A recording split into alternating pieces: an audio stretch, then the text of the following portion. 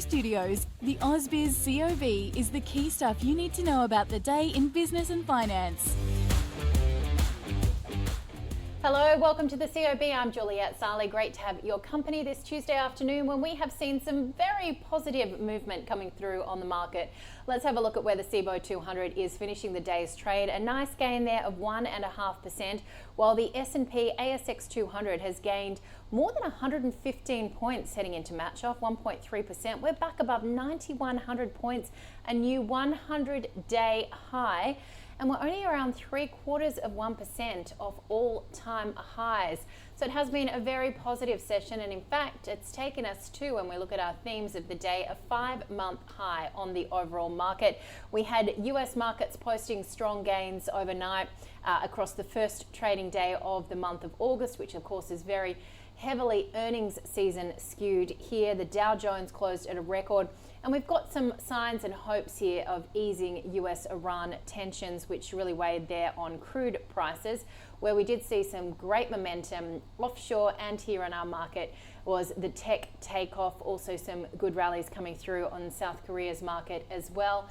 But a little down on Down Under with a update from Morgan Stanley today. They've upgraded South Korea's share market to overweight, saying that the recent sell-off has created a buying opportunity, also forecasting the KOSPI could climb 36% from where it is at the moment.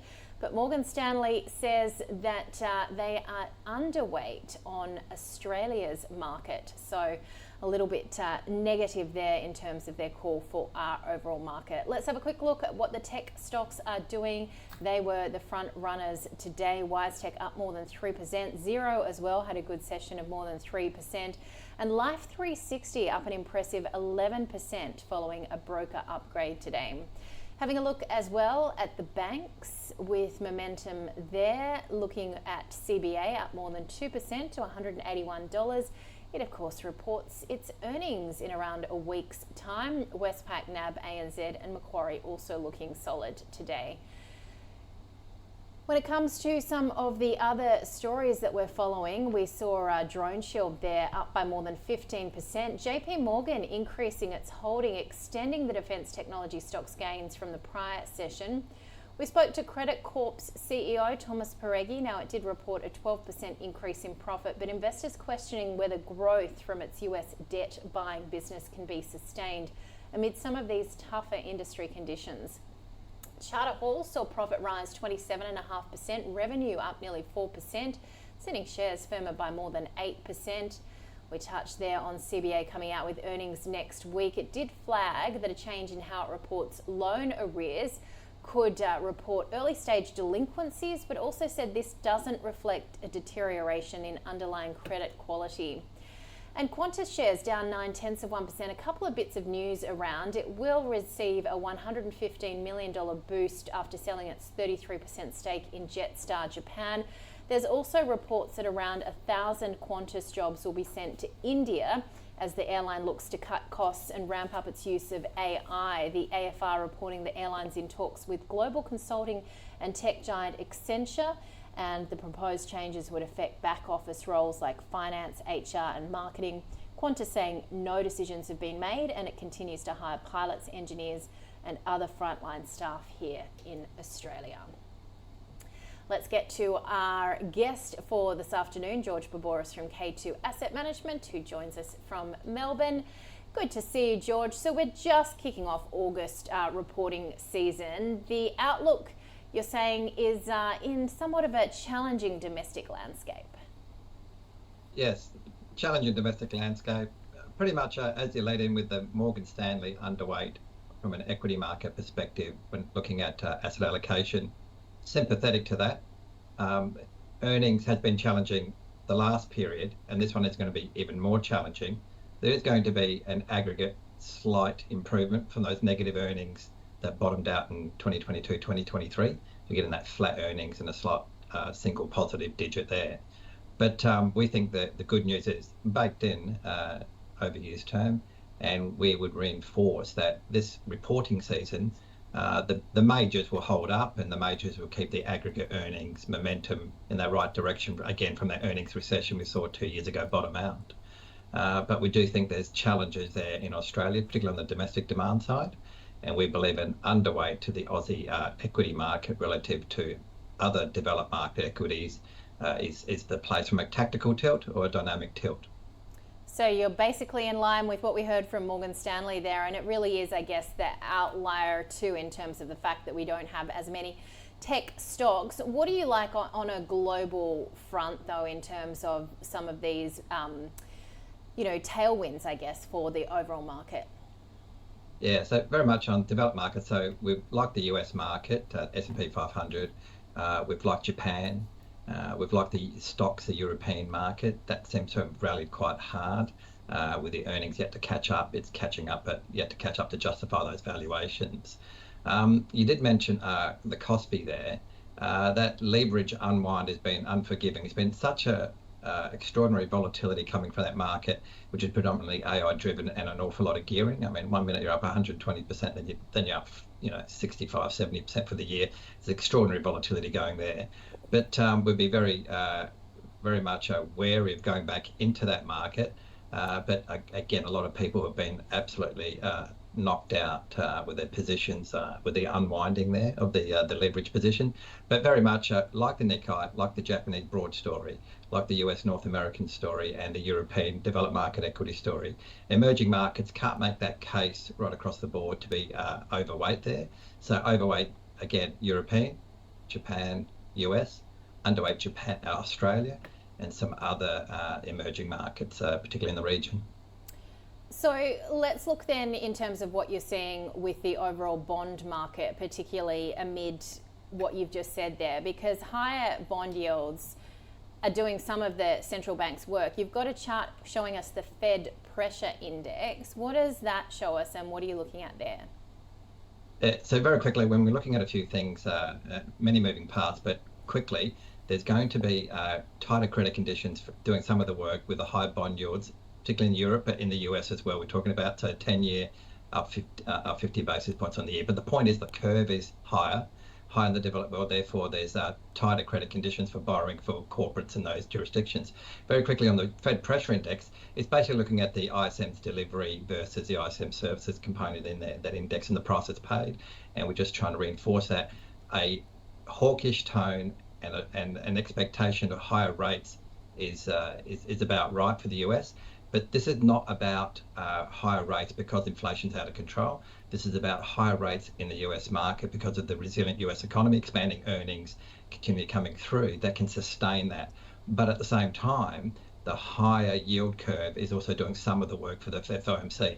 That's why we conclude one rate hike would be appropriate over the next 6 to 9 months, a little bit less than what the market's looking for. What about here in Australia when we look to the RBA next week, George? You're saying government policy here still very much a challenge for Michelle Bullock and co. Yeah, so RBA is in a bit of a bind. Luckily, the reform's out of the way, so there's less RBA meetings, more concise, concentrated forums for the RBA governor, so she can explain the decision and the decision-making narrative. But they're in a bit of a bind. But luckily for Australia, even though sentiment from the household level is at 50-year lows hovering, sentiment from the NAB business surveys is also at cycle lows. Despite all of that and the house price falling, I think is doing a lot of the RBA's work for it. So they'll sit there, be sympathetic and empathy, and a lot of that overlay. But the thing to reinforce is they do need to keep these cash rates higher. They need one more rate hike, we believe, between now and year end. Keep it up there until late next year, and there's a lot of pain being transferred onto the household. But again, those lower house prices in Melbourne, that's been going on for about 3-4 years. Positive, only going back to 2023 levels in those markets, but that is helping the RBA. But they are challenged. We got slightly better core inflation numbers, but nevertheless, the productivity gains and the opportunities for that reform going forward for a positive earnings outlook over the cycle ahead just seems to be lacking severely, and hence our underweight for Aussie equities as an overlay. Notwithstanding, the RBA have got a very challenging task ahead. They certainly do. Now, all of this creating FX volatility as well. What happened with the yen extraordinary? Because we know the BOJ intervenes a lot, but both the US and the Japanese authorities intervening here to support the yen.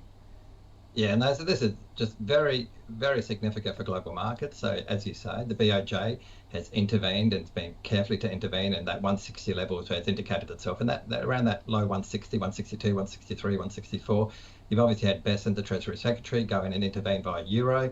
There's many moving parts there, but very quickly, if I can generalise it, significant move to intervene in coordinating with the US and the BOJ. Doing it out of euro is important, and that reinforces, protects the US dollar. And obviously, in the medium to longer term, protects yen holders of US treasuries. So it is a significant event. It really hurt a lot of those people that were getting an easy, just continue to expect that yen to be weakening time and time again. So this is a line in the sand to be very wary going forward before you put those positions in again.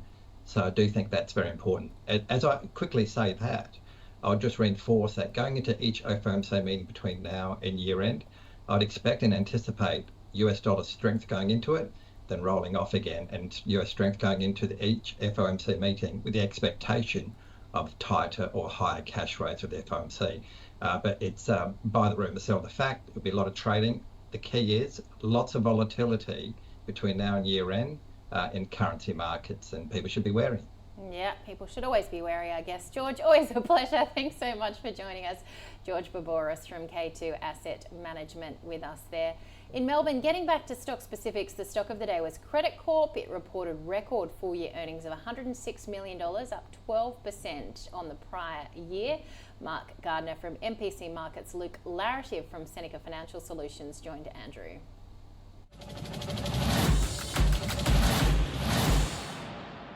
Their business model is quite simple, but the debt ledger buying is a lead indicator for future earnings, and the market was kind of expecting kind of 180 million, 200 million bucks spent on US debt ledgers as the guidance, and the company's kind of come out and said, oh look, we're only going to spend 130 odd million bucks. So that's kind of why the share price is down kind of 5-10% today. It's on the back of the fact that people are sort of looking at that buying and saying, well, what's the return on average that Credit Corp are going to get on that kind of money? Well, that's a little bit below where our earnings expectations were. So I personally don't see it as a huge issue. I think it's just a case of, the company, by its, like I said, by its very nature, being pretty conservative on the guidance rather than just, being over bullish. And I think Luke's right. They've got a history of coming through and finding something in the meantime. So I like companies that under-promise and over-deliver. It's I think it's worse when it's the other way around, to be honest. I'd probably be starting to take a little bit of a nibble here.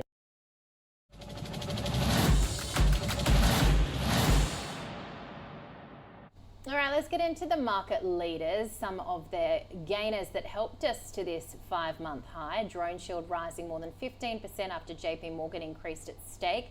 Life 360 had a positive broker upgrade, sending shares up more than 11%. You can probably suggest that DroneShield momentum helped EOS as well, which was up by more than 9%. 40 Medical and Pinnacle Investment, which reports tomorrow, up 7.6%. The laggards included these stocks on your screen. Ampol as well, we saw that slide in oil prices. Lottery Corporation and Tabcorp, which are reporting in coming days, coming under pressure as well. In the small end of town, Saluda Medical had a really good session, up more than 30%. So did AccuSensus on this potential $20 million deal with Kentucky State. Advanced Energy up by more than 10%. The laggards, though, included Prospectus Resources down more than 11% and American Rare Earths, which were off by 7%. Tonight on the docket, we've got the US JOLTS job openings for June and also the trade balance for June, while US earnings include SpaceX, of course, a big one to watch, Advanced Micro Devices, Caterpillar, McDonald's and Pfizer. So a very strong cross-section there of the overall economy. Tomorrow, we get earnings from Pinnacle Investment, Argo Investments and also Light and Wonder. New Zealand's jobless rate for the second quarter comes through. The monetary policy meeting minutes from Japan, of course, very interesting in the wake of all that yen intervention. And the India Reserve Bank of India will also hold its interest rate decision tomorrow. Let's have a final check of where the local market has finished the day's session, up 1.5% there on the CBO 200, while the S&P ASX 200 also had a very solid session and, as we mentioned, is at a 5-month high, up 1.4% to 9,145 points on the close, so only 0.6% off all-time highs. So a pretty solid start to August, you would say. We'll be back from 9:45 a.m. Eastern tomorrow. We'll see you then.